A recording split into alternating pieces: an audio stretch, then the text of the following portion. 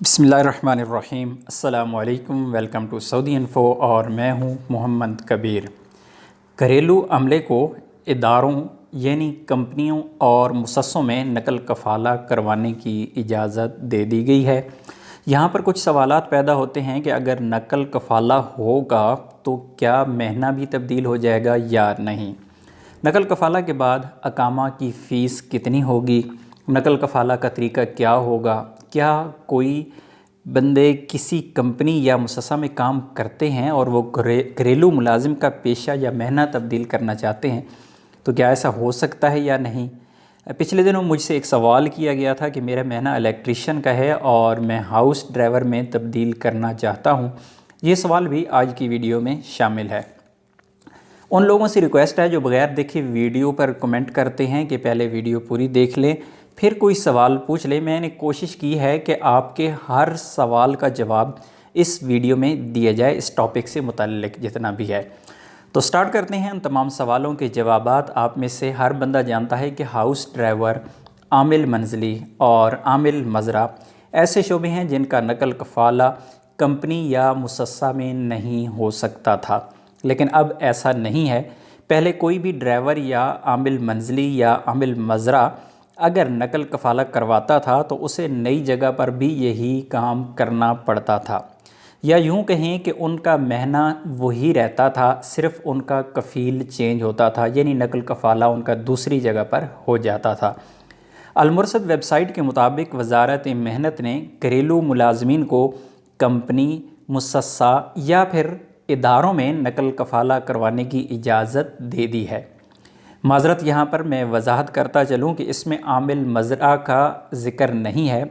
आमिल मज़रा को ये सहूलत फ़राहम की है या नहीं, इस बारे में अभी तक किसी किस्म की कोई ख़बर सामने नहीं आई है। ड्राइवर हो या आमिल मंजली हो, नर्स हो, घरेलू टीचर हो, इस किस्म के तमाम मुलाजमीन को ये हक़ दे दिया गया है कि वो किसी और कफ़ील के पास किसी और कंपनी, मुसस्सा या किसी इदारे में अपना नकल कफ़ाला करवा लें। वज़ारत मेहनत ने ये सहूलत अभी तक अपनी वेबसाइट पर नहीं दी, लेकिन वज़ारत मेहनत ने ये सर्विस ऑफ़लाइन शुरू कर दी है। वज़ारत मेहनत के मकतब में जाकर ये सहूलत हासिल की जा सकती है। इसमें एक शर्त ये भी रखी गई है कि ऐसे लोग जो नकल कफ़ाला करवाएंगे उनके अकामे 1 साल से ज़्यादा तजदीद नहीं होंगे। कुछ लोग इस बात पर परेशान होंगे कि अकामा तो होता ही 1 साल का है, लेकिन ऐसा नहीं है। ये मेरी बात आप लोगों को शायद कई लोगों को अजीब सी लगी होगी कि उनका अकामा तजदीद सिर्फ़ 1 साल के लिए होगा। घरेलू मुलाजमीन के अकामे 1 साल से ज़्यादा भी तजदीद हो जाते हैं, यानी अगर कफ़ील ने 2 साल की फ़ीस इकट्ठी जमा करवा दी है तो अकामा 2 साल का भी तजदीद हो जाता है। सिर्फ़ वर्क वीज़ा एक ऐसा अकामा है, जो वर्क अकामा है वो ऐसा है कि वो 1 साल से ज़्यादा तजदीद नहीं होता। जो लोग पहली बार सऊदी अरब में आते हैं या आप दूसरी बार किसी भी बार आप नए वीज़ा पर आते हैं तो आपका पहला अकामा 14 महीने का बनता है और उसके बाद हर अकामा आपका 1 साल का तजदीद होता है।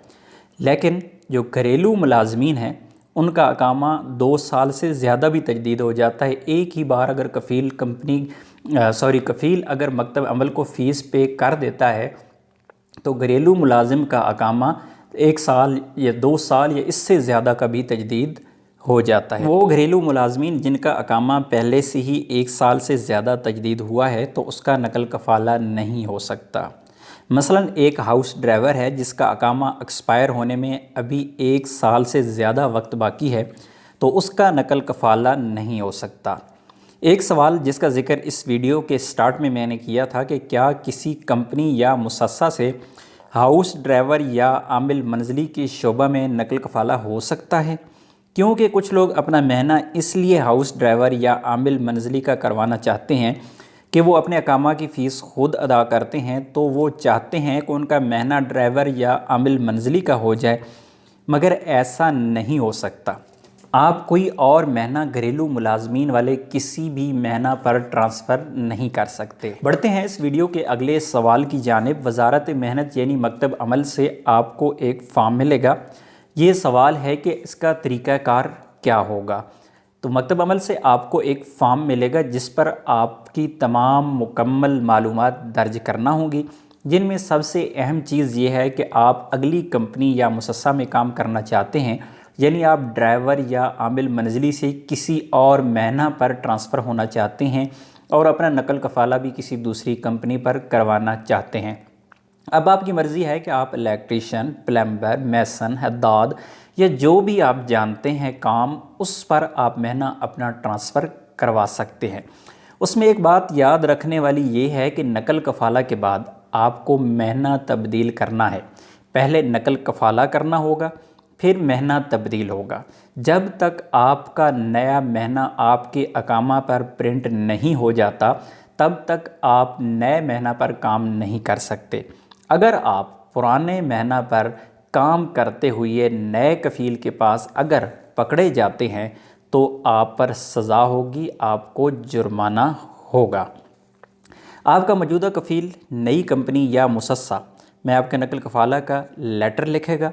آپ کا نقل کفالہ اس طرح ہوگا کہ نئی کمپنی آپ کی طلب ڈالے گی، عام لفظوں میں جسے ہم کہتے ہیں کہ طلب سینڈ کرے گی، اس کی طلب ہوگی۔ یہ آن لائن ابھی تک سٹارٹ نہیں ہوا، بائی ہینڈ یہ لیٹر لکھا جائے گا اور مکتب عمل کو بھیجا جائے گا۔ مکتب عمل میں آپ کا کفیل یا آپ کا مندوب لیٹر لے کے جائے گا۔ اسی طرح جو پرانا آپ کا کفیل ہے، وہ جس طرح وہ ریکویسٹ کو ایکسیپٹ کرتا ہے، وہ بھی ایک ریکویسٹ لکھے گا مکتب عمل کے نام پر، جس میں آپ کی تمام تفصیل موجود ہوگی، آپ کے اقامہ کا نمبر، آپ کا نام، آپ کا موجودہ مہنہ، اور وہاں پر یہ بتایا بھی جائے گا کہ یہ بندہ میں فلاں کمپنی میں ٹرانسفر کرنا چاہ رہا ہوں، میرے پاس اس کے لیے کام نہیں ہے اور یہ دوسری کمپنی میں کچھ اور کام کرنا چاہ رہا ہے۔ اسی طرح نئی کمپنی یہ لکھے گی کہ یہ بندہ پہلے عامل منزلی تھا یا ڈرائیور تھا، ابھی ہمیں اس بندے کی ضرورت ہے اور یہ ہمارے پاس as a plumber, as a electrician, as a mason, جو بھی آپ کا کام ہوگا، اب یہ ہمارے پاس کام کرے گا۔ تو اس طرح مکتب عمل ان دونوں درخواستوں کو قبول کرے گا اور آپ کا نقل کفالہ دوسری جگہ پر ہوگا اور اس کے بعد آپ اپنا مہنہ تبدیل کر پائیں گے۔